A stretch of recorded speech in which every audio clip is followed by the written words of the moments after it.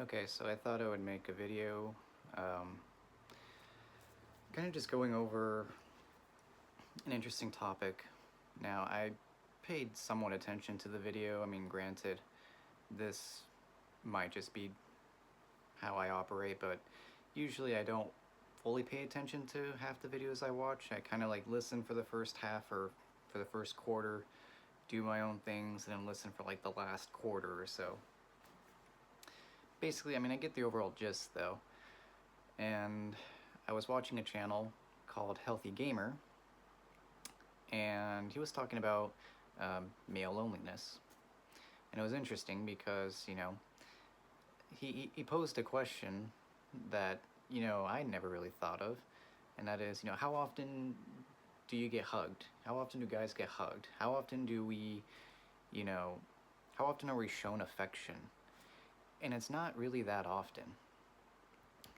I've rarely been hugged in my life besides my family. And, my family members live in California, Arizona, and Idaho. I live in Texas, so I can't hug all my family members. Um, so, and, the last time I was really hugged was, with my ex. And, you know, I guess, from high school and beyond, it wasn't until like 25 when I met this person that I actually got a hug. So it was years before I even got a hug. And, it just felt good. It felt good to have some affection. And I latched on to that.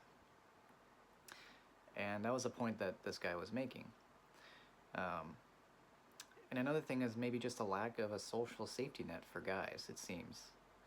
Now, I'm not saying this as a fact, I'm just saying it seems like a good chunk of the time, we don't really have a good social safety net, you know? For example, my safety net is my best friend who, I love him to death, but he lives 45 minutes away, so I got to drive all the way out there just to see him. I'm going to see him today because it was his birthday a couple days ago. And, I have one other good friend I hang out with maybe once every week or two. And then a couple other friends who I hang out with maybe like once every maybe couple months or once a month maybe at like the greatest frequency. And that's really it. I've made some new friends, we hang out a little bit, but we don't hang out often. But that's my social safety net. It's hardly anything. I'm not trying to sound ungrateful. I'm just saying, like, in terms of me going out and being with other people, or people that I know, or people whom I can relate to, it's not a lot. And it was interesting that this was brought up by this guy. And it seems like anytime someone shows me a little bit of kindness, I just latch onto that, and it's a behavior that it seems a lot of us have. We're starved of affection, and anytime we get affection, we just latch onto it. That's also probably why you have nice guys who just take that to the extreme. you know, Me on the other hand, I kind of, I latch onto it a little bit, but I also am kind of suspicious. Like, oh, what do they want? They're being nice. They must want something.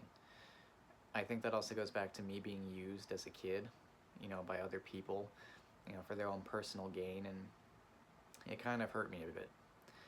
It was only really one incident that stood out in my mind, but it was a friend of mine that I hung out with for years. And I didn't really realize he actually used me until, it was brought to my attention. And yeah, it was brought to my attention by basically, not the greatest role model, but, he made some points that made me realize, wow, this guy really never thought of me once. He was just using me to get what he wanted, and that was it. And I think from there, that just made me very or it made me very hesitant to trust others. So, it was an interesting video to watch, Um, and I think that's a good issue to tackle is, for now, I'm trying to build my social safety net by trying to find other people that I can hang out with. And the more people I find, the more I find that my healing process is actually improving. So I'm going to continue that and see how that goes. Also, for the people who continue to comment on my birthday video wishing me happy birthday, thank you. I am 31, even though I don't look like it. And granted, I'm going to try and shave my facial hair, so by the time I'm done, I'm going to look even younger. So, yeah, I have a baby face.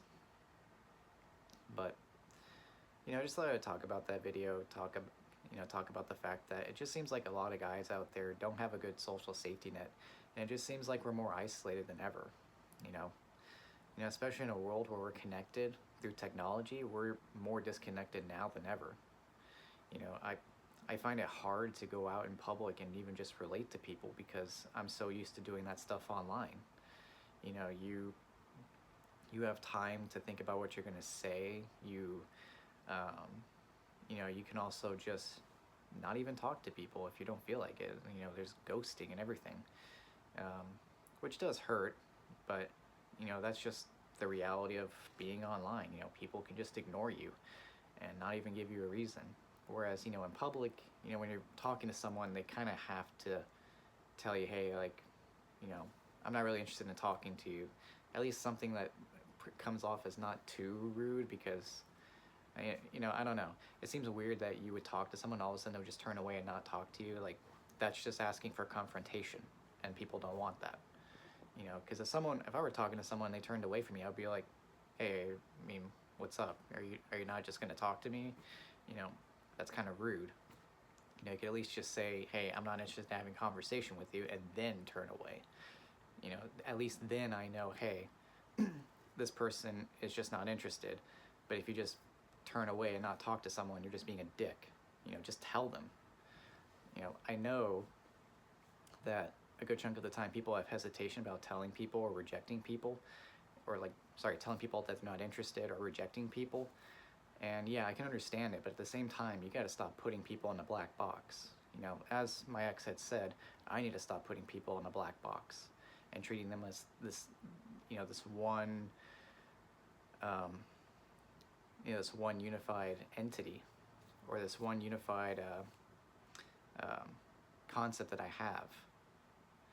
I'm probably not saying that right, but I used to think people were inherently bad, and there are a lot of bad people out there, but there are also a lot of good people out there.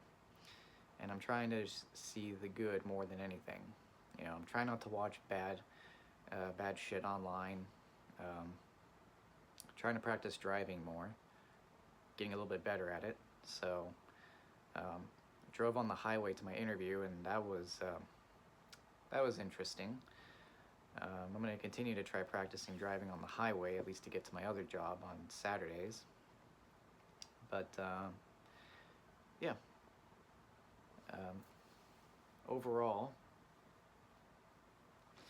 I'm doing okay, but I might start watching this guy's channel more. I mean, I've watched some of his videos where he talks about borderline personality disorder, and that's what my psychiatrist thinks I have. But my therapist thinks it might be bipolar depression. So I have two differing diagnoses. I'm willing to believe my therapist more than anything because he's worked with me longer. So, I gotta look that up. Might find some videos from this guy because, Healthy Gamer is a, psychologist. So, I could just go ahead and comb through his videos and see if I can find something on bipolar depression. I'm sure I'm going to find something. So, but anyway, I haven't forgotten about the math video. I already have the optimization problems that I want to talk about done. It's just finding a day that I want to do it. I'm thinking I might try and do it tomorrow night because I don't really have anything going on then, at least not in the evening. So, I'm trying to think of ways in which I can present myself to seem engaging, but, I don't know. People don't find math really that engaging, so it's kind of hard for me to find a way to make it interesting, but, I'll do my best. So, anyway, I hope you guys are doing well, and, again, Thank you for the well wishes. And I will talk to you guys later. Bye for now.